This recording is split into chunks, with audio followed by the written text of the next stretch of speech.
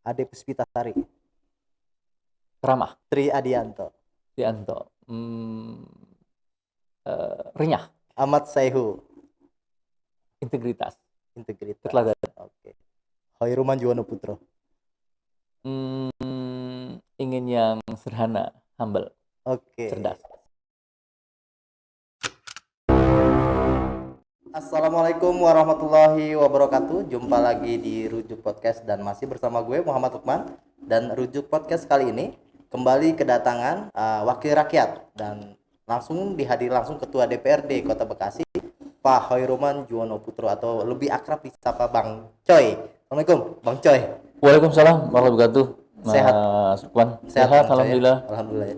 Iya. Terima kasih sebelumnya nih di tengah kesibukan Bang Coy yang tetap menyapa masyarakat di hari libur nih ya, hari Minggu ya. Iya, Menyempatkan alhamdulillah. hadir juga nih ke Alhamdulillah. studio Rujuk Podcast ya. Alhamdulillah. Iya. Hari ini bisa datang ke podcast Rujuk. Podcast Rujuk ya. Yang kedua kali nih kita ya. Kedua kali. Kedua kali. Iya, pertemuan pertama waktu itu kita bahas tentang evaluasi kinerja pemerintah eksekutif. Nah, kita nih pembahasan kedua nih masih bicara tentang pandemi nih Pak Bang Coy. Pandemi ya, yang santai aja ya. Iya, masih. Walaupun sekarang kondisi pandemi sudah turun drastis nih, Betul. Bang Coy. Iya. Kalau bicara kemarin bulan Juli itu Betul. habis Lebaran tuh sempat Iya. naik tinggi gitu, Bang Coy. Betul. Ini memang pandemi satu kondisi yang banyak ketidakpastiannya, di mana masyarakat tetap harus terjaga protokol kesehatan, sekalipun di masyarakat sendiri masih berbeda pandangan ya terhadap pandemi. Betul. Karena di kalangan masyarakat harus kita akui, sampai sekarang juga ada yang masih mengabaikan, percaya gitu ya. nggak percaya gitu. Nah, ketika mereka atau keluarga mereka atau orang yang mereka cintai itu terkena, oh ternyata dampaknya seperti ini. Lalu kemudian mereka menjadi susah, butuh bantuan untuk diatasi keluarganya yang terkena paparan COVID. Baru kemudian mereka merubah Mindset mereka. perilaku. Betul. Oh ternyata memang ada. COVID itu ada gitu. Betul. Nah, ini fakta harus kita siap. akui. Harus Nah, kita kalau komunikasikan bicara terus. DPRD nih, ini Iya. kan lembaga yang punya tiga fungsi ya, dari regulasi, kemudian Iya. anggaran dan pengawasan. Iya. Kalau dari sisi anggaran sendiri untuk penanganan pandemi ini kan tahun kedua ya, karena 2020 sempat awal-awal mungkin masih gagap dulu karena awal-awal masih Betul. gitu ya. Nah, 2021 sendiri anggaran yang Iya. untuk pandemi sendiri berapa itu, Bang Coy? Iya, kalau kita lihat tahun 2020, dulu kan dua kali anggaran, yaitu di Refocusing murni ya, maupun refocusing. Betul. Nah, refocusing lalu kemudian di adjustment di mana di APBD perubahan sekitar berapa ya? Ini lupa ingat ya, 300-an kali ya. 300 miliar ya? Miliar. Oke. Tapi itu pun tidak terserap semuanya. Hanya terserap 64%. Dengan demikian sekitar 200 berapa ya? Masih silpa bentuknya ya? 200-an lah ya, 200 miliar lebih. Sehingga ketika 2021 ini, dengan catatan tentunya, asumsinya kita sudah mulai membaik. Betul.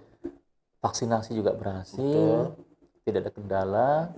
Pertumbuhan ekonomi diasumsikan juga membaik. Bisa meningkat ya. Sehingga ketika itu disepakati angka untuk COVID 175 miliar. 175 miliar. Betul. Tapi sempat di bulan Juni itu katanya sempat juga tuh sampai turun drastis gitu ya. Betul. Ini yang kemudian kita juga merasa kaget ketika dilaporkan Pak Wali Kota pada bulan Juni bahwa anggaran COVID sisa 16 ya? Tinggal 20 miliar? Ya, 16, 20 gitu ya.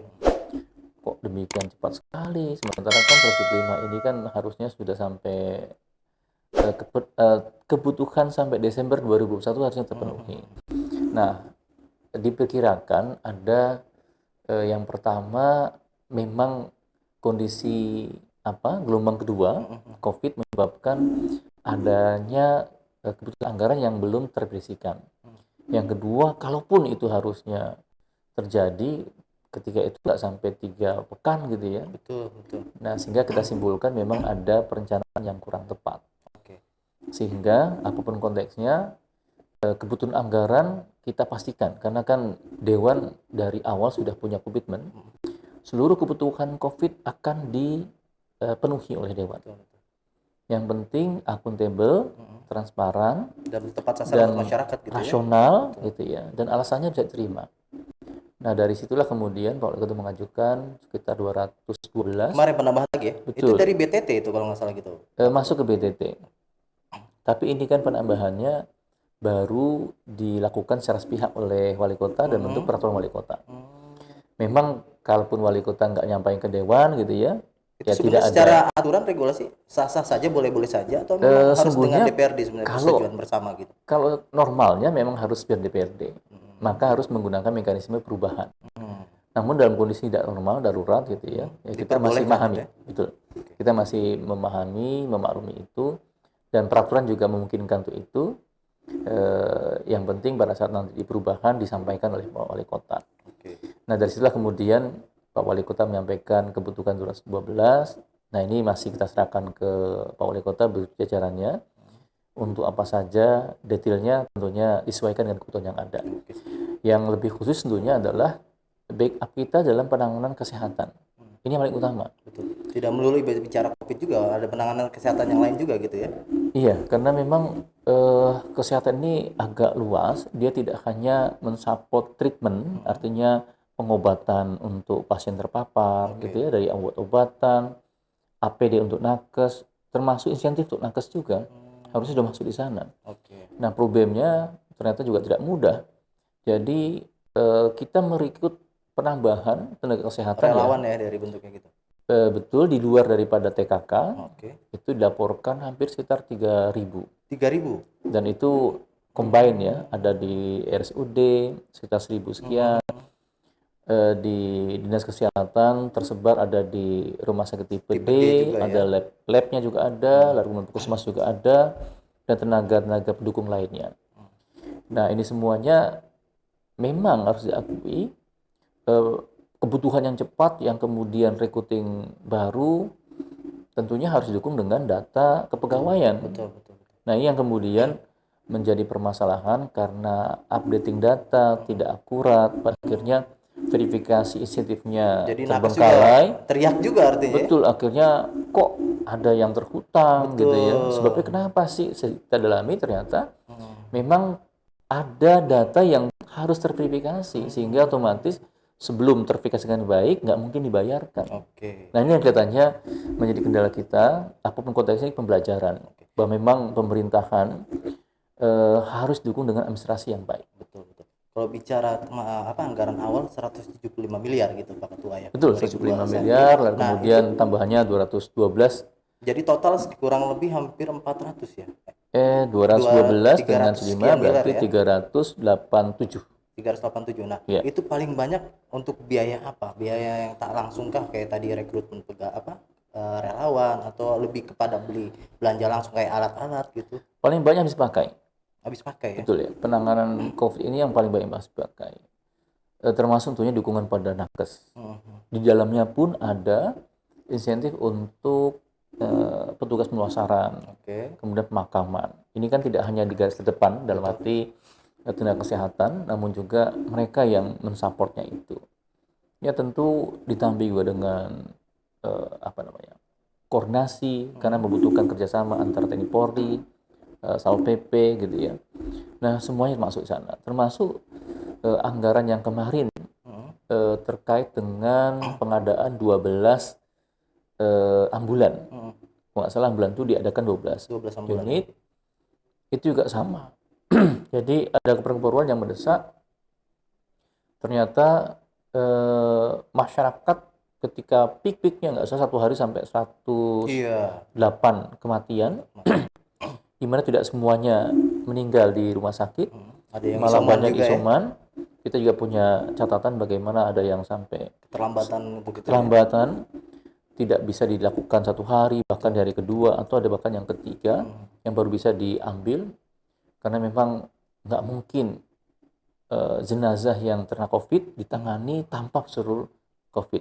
Tidak berani menanganinya, artinya dengan kendaraan yang memang kendaraannya pun kendaraan COVID juga. Ya. Jadi ambulan juga bukan hanya sekedar ambulan ya. Betul. Nah, untuk itu wali kota cukup baik, yaitu langsung mengambil menarik kembali beberapa ambulan yang pernah diberikan sebagai hibah ke beberapa yayasan, digunakan untuk sementara, Oke. dipinjam lah bahasanya. Wali kota meminjamnya 12 unit sebelum pembelian yang baru itu. Nah sekarang kita lihat sudah cukup baik. Iya. Baik sarana-sarana pendukungnya, baik di rumah sakit RSUD, ini tentu pengalaman yang berharga. Oke. Bagaimana peningkatan kapasitas kesehatan di Kota Bekasi telah mengalami percepatan di masa COVID. Oke. Nah tentunya tidak hanya ini, kita juga berharap bukan pemerintahan saja dalam respon kemudian mengatasi permasalahan yang di luar perencanaan, namun juga masyarakat. Masyarakat ini kan terus terang udah hampir mendekati 2 tahun ya, 2 tahun, betul 2,5 tahun. Ah, Mereka mungkin menjadi jenuh, jenuh. gitu ya. Jadi mereka juga Betul. buat apa di rumah lagi, mau ada Iya. aktivitas begitu Nakes kan. juga bisa jadi Betul. merasa Stres ada juga. leak ataupun fatigue ya, fatigue maksudnya mengalami kelelahan. Betul, betul. Namun kita beri apresiasi sekali dengan nakes ini. Mereka di garda terdepan, pasti mereka juga terbayangkan peluang atau kemungkinan untuk terpapar Justru COVID, banyak ya resiko kemarin yang meninggal terpapar juga. meninggalnya.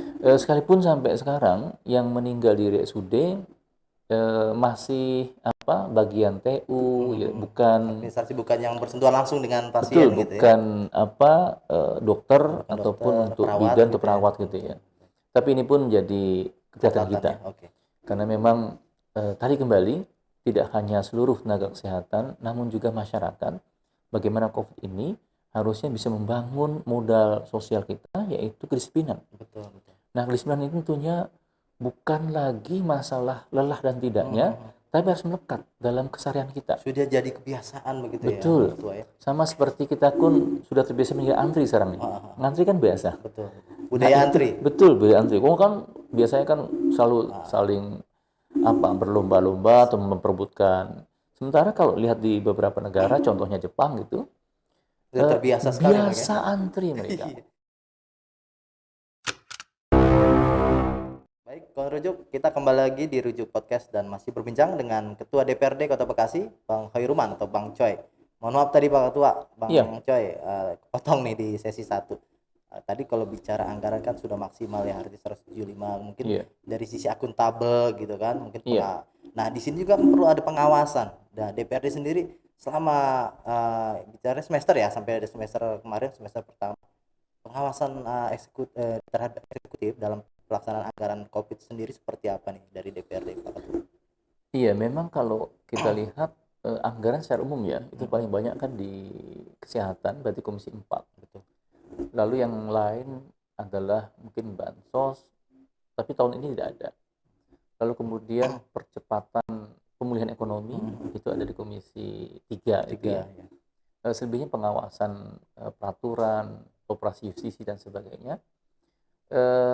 Pertama untuk anggaran dahulu. Anggaran ini memang menjadi ranah dari eksekutif untuk melaporkan.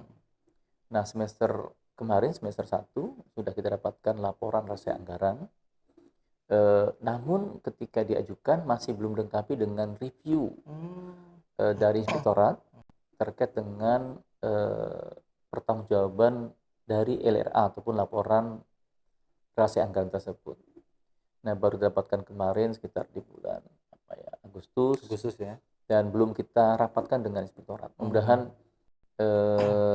sesudah kita pelajari, khususnya Banggar baru kemudian menyampaikan ke masing-masing komisi. Memang harus kita akui di masa COVID pengawasan anggaran memang ada kendala ini. Kendala ya. Baik berkaitan dengan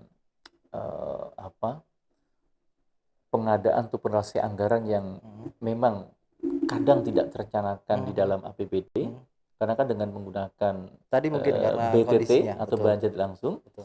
Nah, BTT itu ranahnya di eksekutif, cuma gelondolan saja. Ketika mau dikeluarkan dalam bentuk pelaksanaan anggaran, Wali Kota menetapkan secara sepihak dalam bentuk keputusan Wali Kota. Ya? Betul ya, keputusan Wali Kota kemudian membuat itu, direalisasikan, lalu kemudian penganggarannya kan di luar daripada pembahasan APBD, betul ya. Sekalipun tentunya itu dibenarkan karena memang lebih ada acuan lagi ya di Permendagri itu ya. Pak Wali juga lebih fleksibel.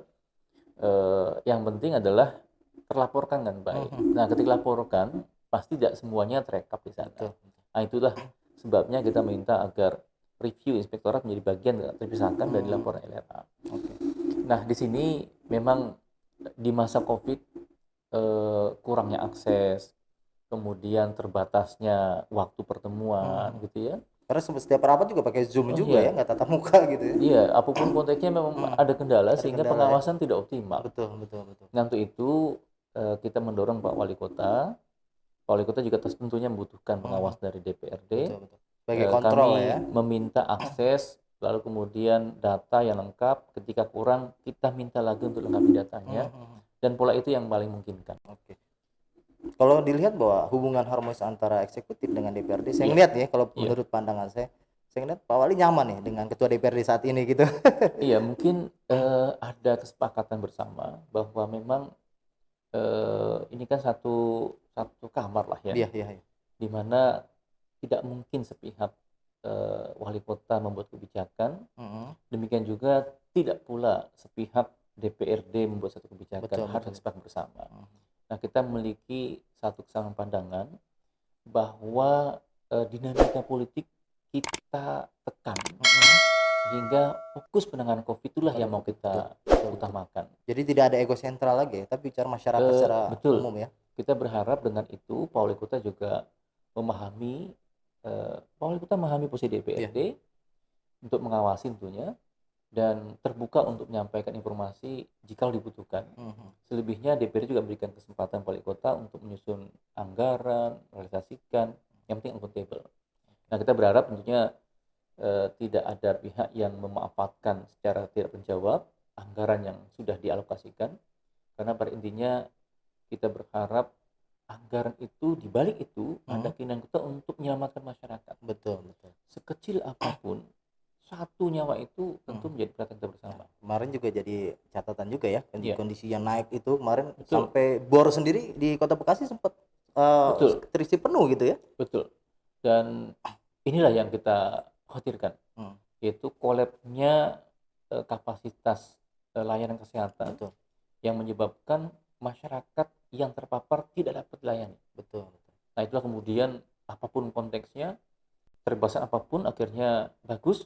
Kemarin RSUD bahkan menginisiasi penggunaan triase ya, betul. Yang awalnya dibully, rame di medsos ya, tapi justru menjadi diapresiasi malah itu ya. Contoh betul. Dan ditiru oleh beberapa institusi Wilayah kesehatan lain lainnya, Iya. sehingga mereka menggunakan triase bersama dengan TNI gitu ya.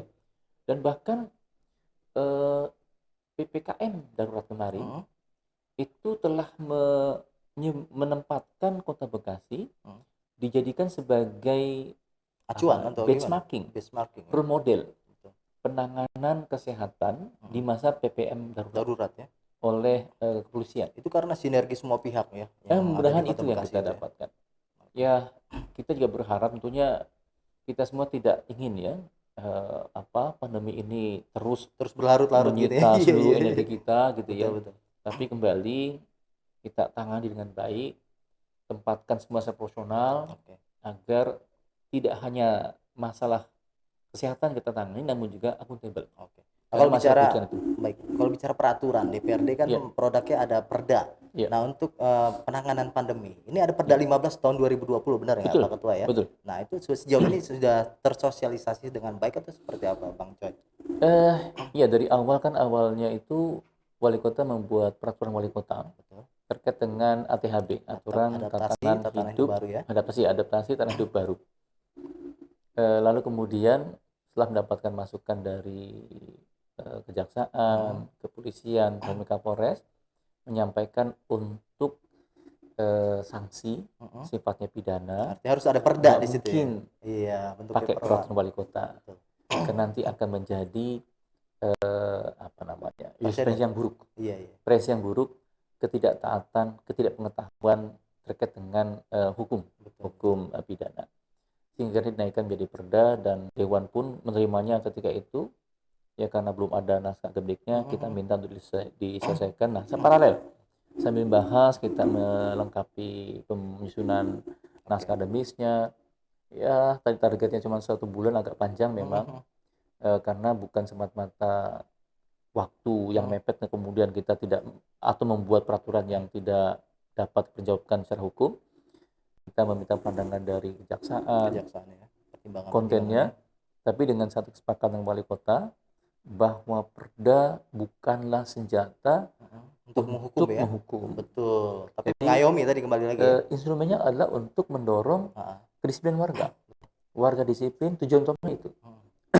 Sehingga kalaupun berikutnya kita ada proses justisi, semua mata hanya untuk memberikan efek jerah Efek saja. jerah saja ya. Jadi nggak ada sanksi Artinya, berat di situ. iya, kita berharap apapun konteksnya tetap edukasi kepada masyarakat dalam kaitan kepatuhan, sehingga terwujudnya kedisiplinan sosial itu lebih utama Oke. dibandingkan perdebatan yang kita lihat di beberapa tempat.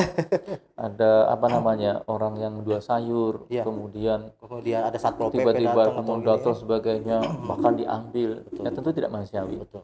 Alhamdulillah di Kota Tentunya Bekasi nggak ada seperti itu ya. sampai sekarang belum kita dengar kabarnya. Oke, luar Mudah-mudahan biasa. ini Jadi benchmarking juga nih kayaknya. iya, satu tanda kalau sungguhnya komunikasi antar institusi yang bersama dengan baik di lapangan, baik Satpol PP, TNI, Polri gitu ya, baik.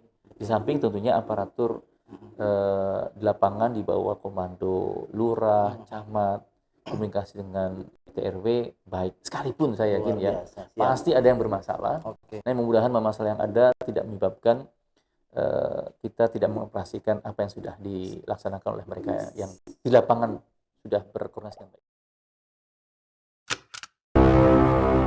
Baik, Kawan Rujuk, kita masih berbincang dengan Ketua DPRD Kota Bekasi, Bang Khairman Juwono Putro. Bang Coy, tadi sesi Iya. 1 dan 2 kita terkait anggaran, kemudian pengawasan dan regulasi sudah kita bahas nih. Nah, Iya. kita juga pengen bahas terkait tentang kecepatan vaksinasi di Kota Bekasi. Iya. Nah, sejauh ini sudah berapa persen warga Kota Bekasi yang sudah divaksin, melakukan vaksinasi begitu, Bang Coy? Iya, memang ini angka masih terus bertambah.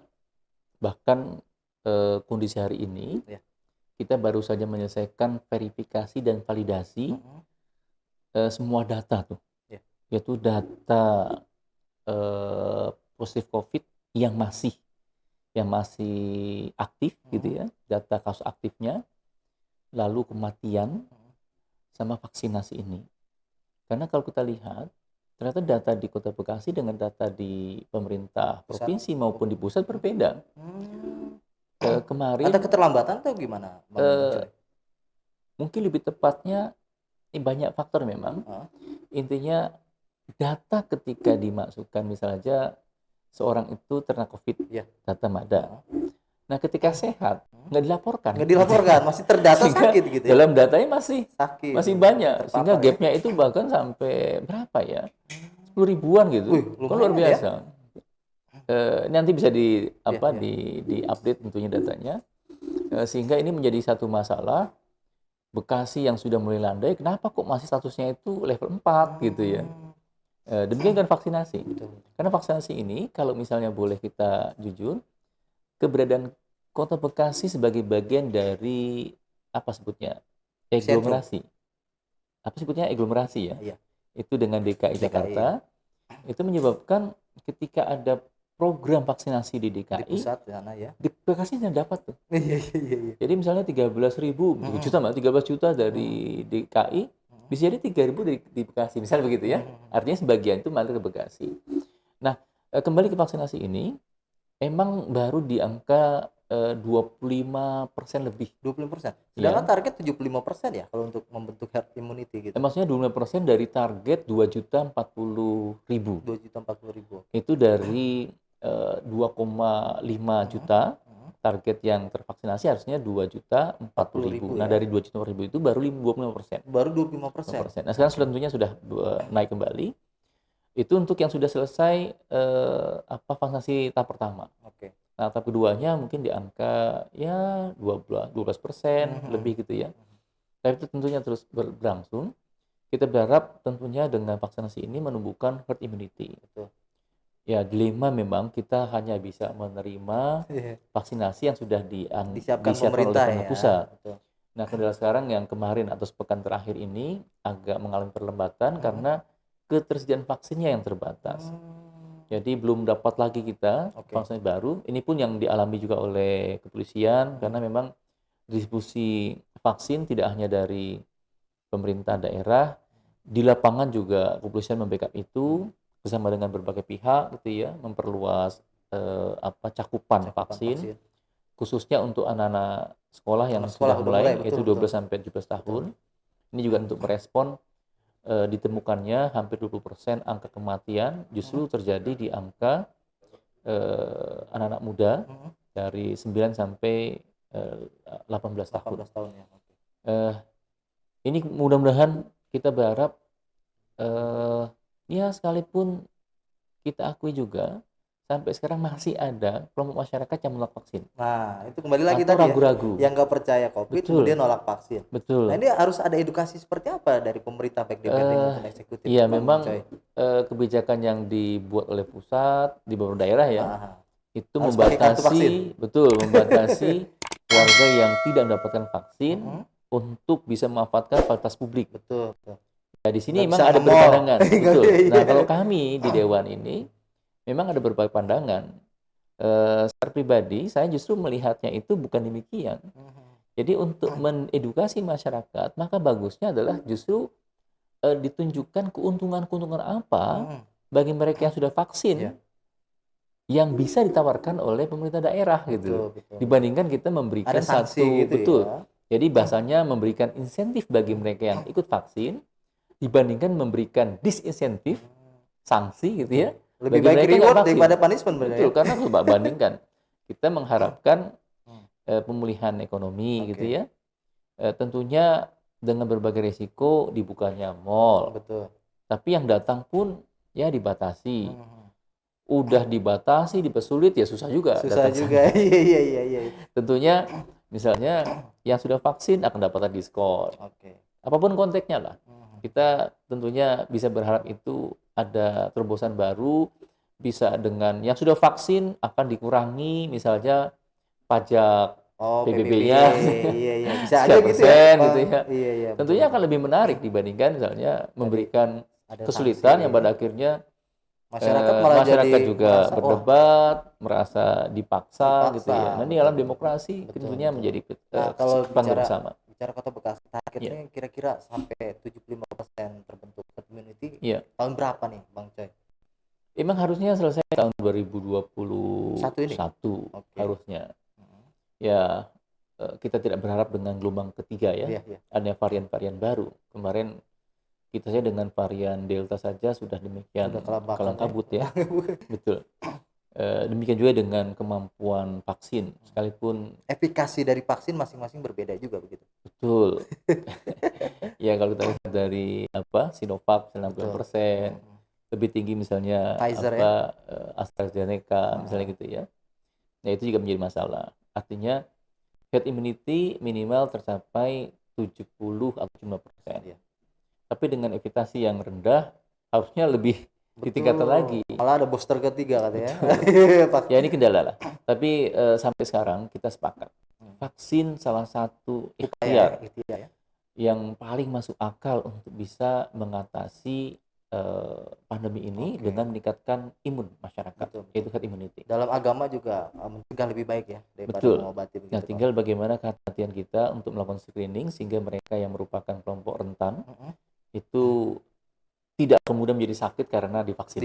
Orang tadi yang mau sehat malah jadi sakit. Gitu. Betul. Screeningnya lagi ya. Iya. Baik. Screening harus dulu dijaga. Baik, Bang Ketua, Bang Coy nih. Tadi bicara vaksinasi. Nah, dampak pandemi sendiri kan berdampak terhadap ekonomi juga nih. Iya. Kondisi ekonomi Kota Bekasi sampai dengan saat ini menurut pandangan Bang Coy seperti apa? Ya, memang kalau dilihat dari impact-nya selain impact kesehatan, yang kedua ekonomi, nanti kita bisa jelaskan lagi. Tapi yang perlu juga kita cermati impact sosialnya. Betul. Kan impact sosialnya udah kelihatan lah di dunia pendidikan ya. Iya. Kalau di ekonomi tentunya dengan penghasilan, kehilangan penghasilan, penurunan pendapatan, atau bahkan kehilangan pekerjaan, itu harus terjadi. Dirumahkannya sebagian, berhentinya roda ekonomi, baik untuk UMKM dan sebagainya itu terjadi. Nah, memang salah satu kebijakan yang bisa didorong adalah bagaimana menggairahkan, memberikan dukungan modal bagi UMKM kembali. UMKM ya? Iya.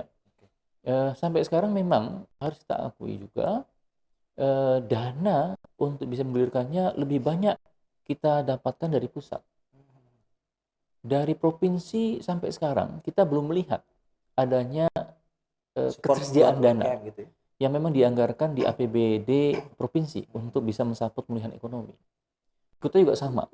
Sampai sekarang kita belum melihat itu. Bahkan ketika ditanyakan apakah sudah teranggarkan di APBD kota untuk bantuan sosial juga belum. Belum ada sama. Belum.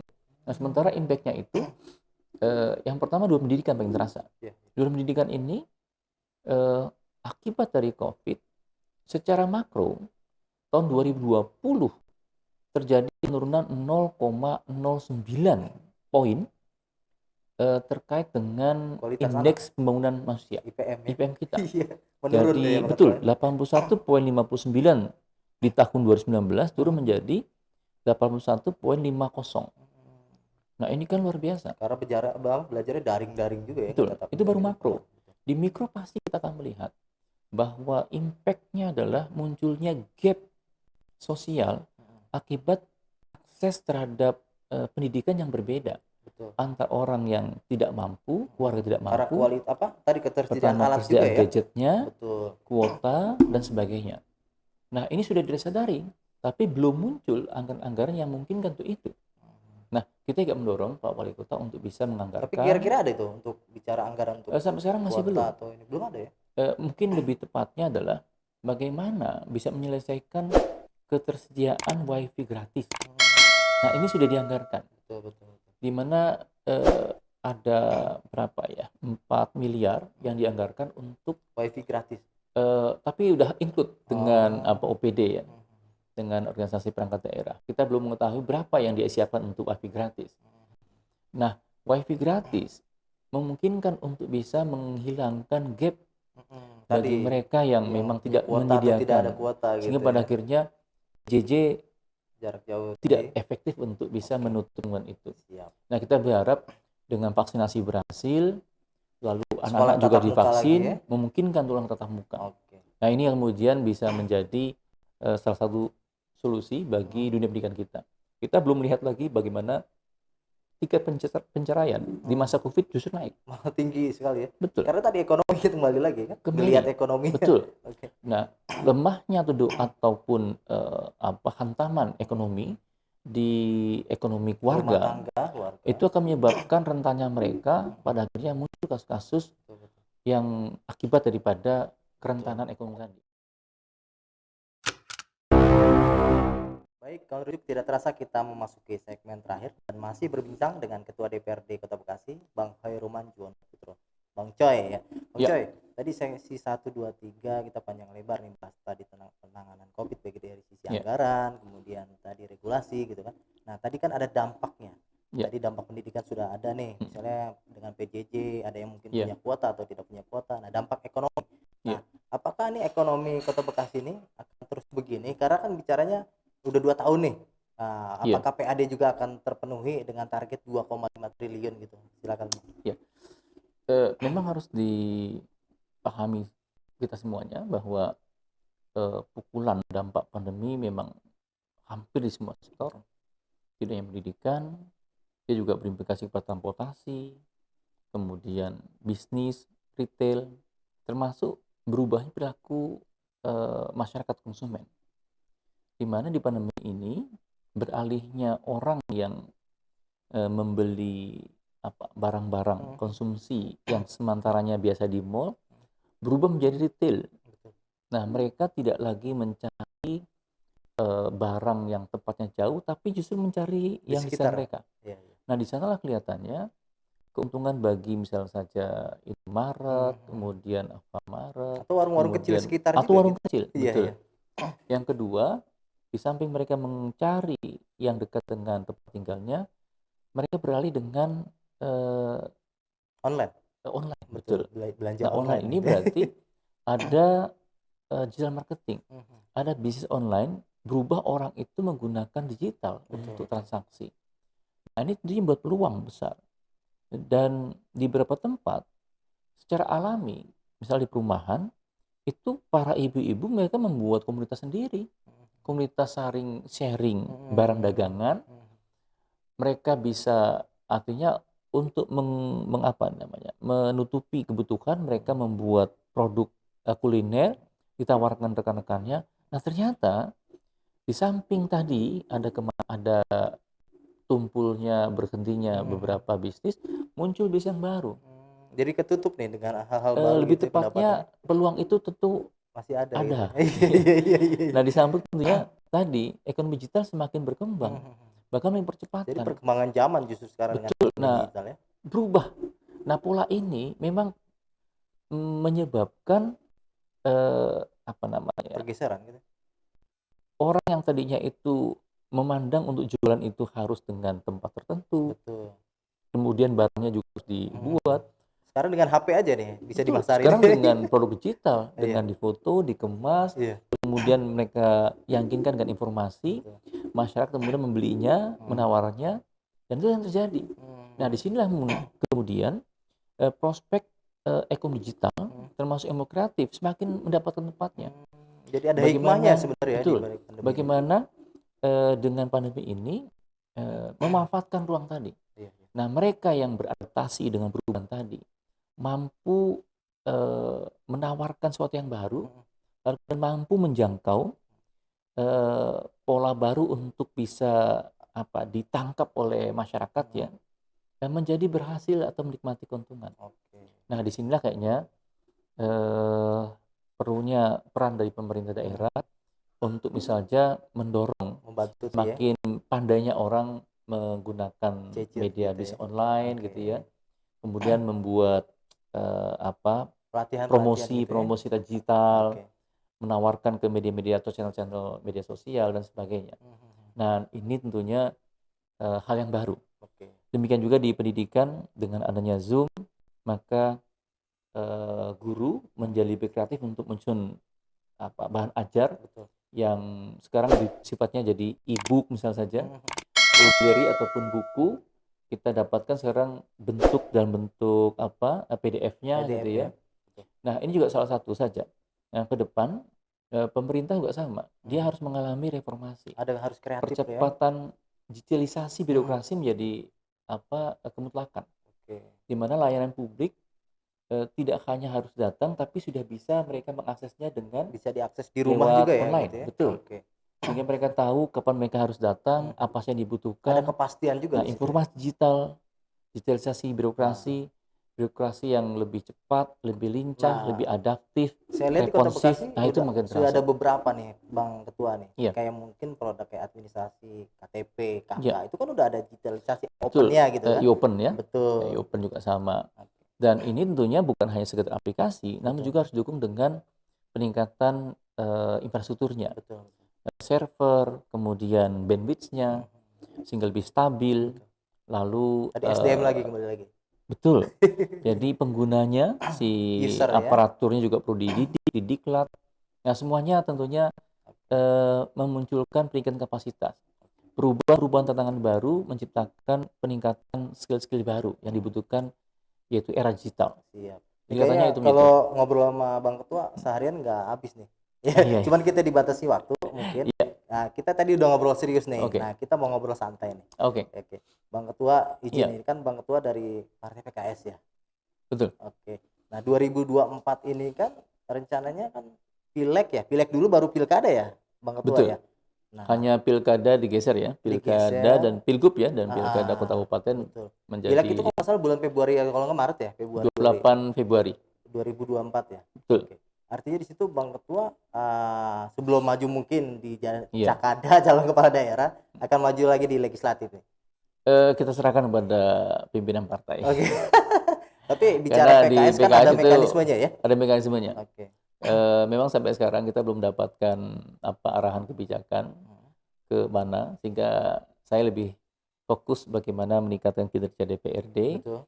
bisa mengawal pemerintahan yang ada, baik dalam aspek budgeting, penyediaan anggaran, kebijakan anggarannya, kemudian legislatifnya dalam konteks penyusunan perda, dan pengawasan, sehingga pemerintahan ini bisa berhasil. Pandemi telah memukul kita semuanya, ini tentunya peluang kita semua untuk melakukan perbaikan. Mudah-mudahan di balik pandemi ada hal yang positif. Nah, kembali DPRD berharap mampu meningkatkan kinerja, sekaligus juga merubah persepsi masyarakat kalau sungguhnya harapan mereka Ada di wakil wakil rakyat rakyat, benar-benar mewakili bekerja untuk aspirasi mereka. masyarakat. Ya, oke. Iya, Nah, kalau bicara nanti walaupun diserahkan ke partai nih Pak, iya. Bang Coy, mau tetap di Kota Bekasi, provinsi atau pusat nih? Kalau misalnya ada keinginan sendiri gitu. Pusat kayaknya lebih menantang, Lebih menantang ya, DPR menantang RI ya. ya. Iya, Luar biasa. pusat dia akan masuk kepada apa? Impact-nya kebijakan yang lebih Luas, nasional gitu ya. betul. Tapi kembali kepada Partai. partai. Oke, Partai tentu memiliki pandangan yang lebih luas dibandingkan pandangan pribadi. siap. Nah, Ya, kalau 2019 kemarin kan iya, PKS itu 12 kursi, iya, ya kan? Kemarin katanya ada yang mengatakan efek kata Pilpres karena ada Prabowo-nya. Nah, tapi banyak juga yang mengatakan bahwa ini kinerja mesin partai PKS sendiri gitu kan. iya. Nah, 2024 sistem apa yang akan dilakukan PKS untuk mempertahankan atau mungkin bisa meningkatkan jumlah kursi di 2024 gitu Bang Ketua. Ya, 2019 di Pileg ya, Ya. memang kenaikan suara PKS yang sangat signifikan dari 7 kursi menjadi 12 Betul. itu merupakan kerja semua pihak. Hmm. Dan memang tidak ada parameter yang tunggal ya dalam kemenangan. Namun kerja kader tidak dipungkiri menjadi bagian paling dominan.